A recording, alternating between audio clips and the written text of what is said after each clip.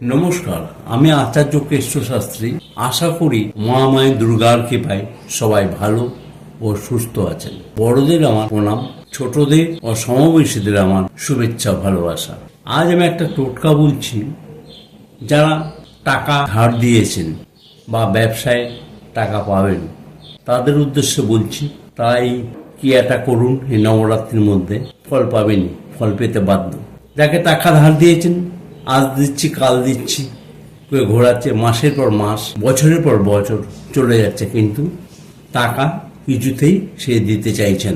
একটা নারকোল নিন, ছোবড়া ছাড়ানো নারকোল। এবার নারকোলটা দেখবেন কালো 3টে দাগ আছে ওপরের দিকে, সেই দিকটা ওপরের দিক করুন। কালো কালি স্কেচ পেন দিয়ে বা কাজল দিয়ে তার নিচে 3টে দাগ দিন। এইবার ওই স্কেচ পেন দিয়ে তার নাম, যদি গোত্র জানা থাকে গোত্র লিখুন।